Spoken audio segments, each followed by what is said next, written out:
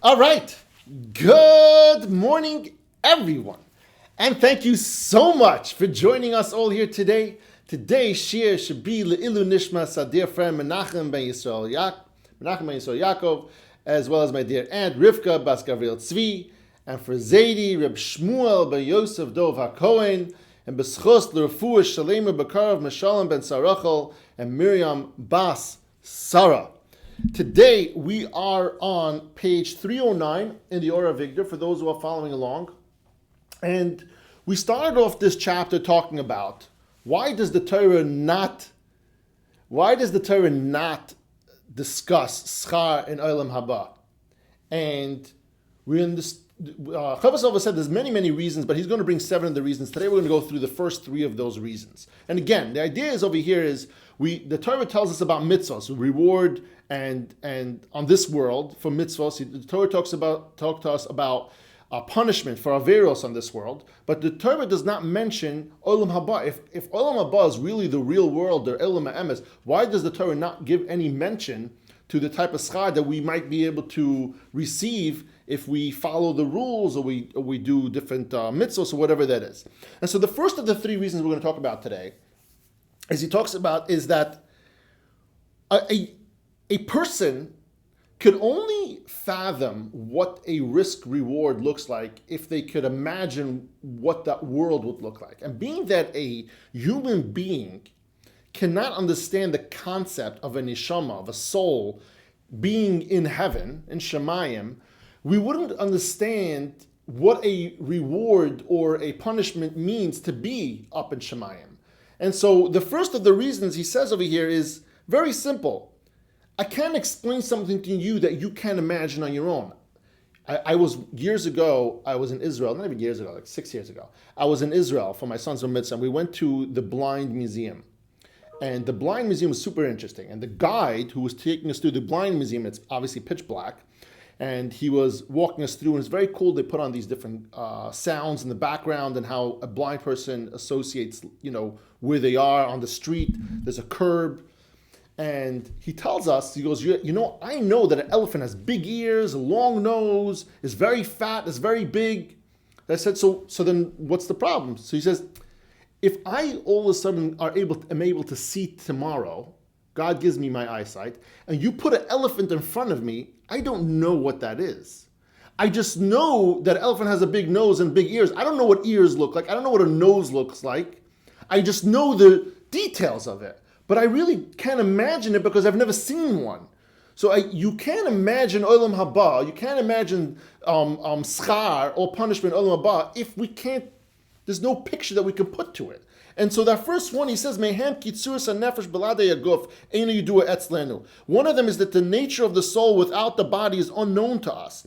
Kol shkei masha tisagi bai v'titzabe binyon nahu. Much less what pleases or distresses the soul in Shemayim, so we can't know what does the reward look like. It's not a bowl of soup, it's not a trip somewhere nice, because that's not what the soul yearns for. So what does the schar look like? And because of that reason, the Torah didn't explain it because we wouldn't understand it anyway. The second reason is because we have this concept, there's a lot of mitzvahs actually, and averos that talks about that Moshe Sinai. They're not actually written in the Torah.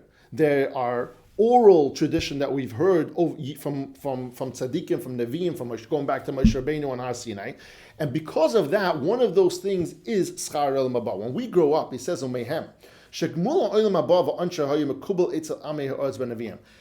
the years, over the generations, over time, growing up, from when we're little children until we're old, we're always told, wow, you're going to get schar Olam HaBa, you're going to get schar Olam HaBa. We were told that because that's what Moshe Rabbeinu said on Har Sinai. It wasn't written actually in the Torah. But what does that look like? We don't know, because again, it wasn't written in the Torah. It was just told to us that Moshe Rabbeinu said, if you do good, you're going to get schar Olam HaBa. So that second reason is very simple, is the fact that it's halach l'Moshe Sinai, and that's how we know it. And it's not written in the Torah, and that's exactly why we just talk about it, but there is no actual visual or picture or menu of sorts like we spoke about by mitzvahs or averos, where the Torah gives a menu that tells you what you will receive or what your punishment will be for an avera. And the third reason is actually very interesting. it talks about the immaturity of people. What is the immaturity of people? We actually spoke about this last week. When you want to encourage a young boy to do something, like David just did an upsharon, and when you do an upsharon, you take the boy to the Rebbe or to your Rav, and you give him sweet candies, you put honey on the olive bays, and they lick the honey. Why? Because you want to show him that the Torah is sweet. Why can't you just tell your child, the Torah is sweet, and if you learn the Torah, you'll be a Talmid Chacham, you'll be a tzaddik, you'll have schar in Olam HaBa. Because a child cannot understand what that means, and a child is not interested in learning when they're 3 what that is, that schar in Olam HaBa, and they definitely don't want to wait for it. They're 3 years old. When Hashem gave the Torah, the Yidden were in their infancy. We were like children. We were young children.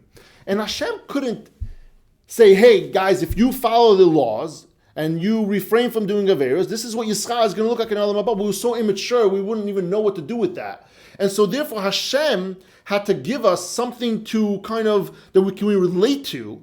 There's something tangible, something we can have now that we would be able to appreciate, or you're going to see a second, be afraid of in retribution, that we would be able to understand what that risk reward looks like, and therefore that's why Hashem wrote in the Torah. But because we were so immature at the time, Hashem didn't write anything about Olam HaBa because it would make no difference to us. We wouldn't be able to understand it. And he says inside, he says, Omehem. The third reason is that when the Torah was given, the common people were in a state of intellectual ignorance, Rabbi Victor says, and a lack of understanding. We wouldn't understand what that means, schar in Olam HaBa. But what is written in the Torah, and therefore Hashem acted towards the Yidden as a father would towards a small child. When he wants to discipline, he acts gently and slowly. As it says, Hashem says, Kinar Yisrael v'Aveu. When Yisrael was a lad, I still loved them. When they were young, they were immature, intellectually not understanding, that Hashem loved them. And a father, what does a father do when he wants to teach his son who's a young child? There's basic wisdom with which he may ascend to higher concepts. When you tell your son, oh, you're going to be a tzaddik, you could be like Moshe Rabbeinu, you could be like a big, a big goyim, which the youth would not understand at that time.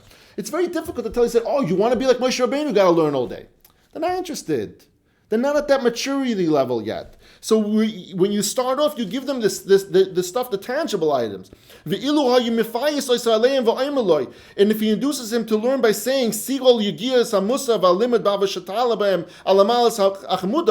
bear with the hard work and discipline so that you will reach this highest level of learning, that's not something they can understand. But what do they do? But if his father promises him, I'm going to give you a treat, I'm going to buy you a prize, I'm going to take you on a trip, you'll have a day off from yeshiva. Tangible items. And also on the flip side to that, he tells his son, if you do this thing, this Aveira, I'm going to punish you. Over here it says, the Chovos HaLevavos was written 1,000 years ago. He says over here, I'm going to take away your food, I'm going to take away your clothing. Obviously, it was a little bit extreme. Don't try that today's days. But you might punish your child. You might put them into timeout. You might take away their privileges to use electronics for a month. And we all know that might be too cruel. Maybe taking away the food might be even easier. But the point is over here is that when a child is young, we encourage them and discipline them in ways that are tangible, that they can understand. And what we hope from that is that later on in life, he says over here, when they grow up, when they get a little older, and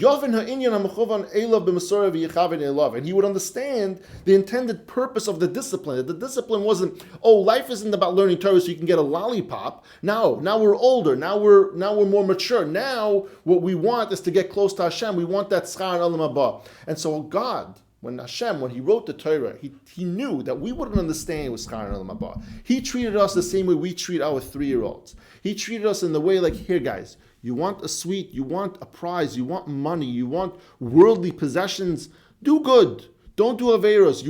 If you do a mitzvah, if you give tzedakah, you get back kefel, it says, right? You get back Hashem is going to give you back 2 times. What is that concept? God doesn't really care about giving you back 2 times, and neither should you. But we're not on that madrega to think about not having materialistic things. And therefore, as we get older, we start realizing the most important thing is to have Shaar HaBitachon. We want to start working on our retirement account in Shemayim, our 613M, which is our 401k in Shemayim, right? We want to start working on that, but we can only do that if we're encouraged from a young age to do things first for materialistic things. And once we're in that rhythm, we're in that groove, and knowing what's right, what's wrong, now we can start doing things more for L'Shem Shemayim, and hopefully by the time we get really, really old, we're doing things strictly 100% L'Shem Shemayim. Thank you, everyone, for joining us all here today. And as always, I love you all. Before I close, I do want to make a special thank you to all you guys who came on here early, because you guys are not always here, but I know we're having the Chazara. I want to tell you I appreciate it, especially you, Moshe Ringal. I saw you coming in over there. I love you. And the rabbi is here. Guys, let's start our wonderful Chazara.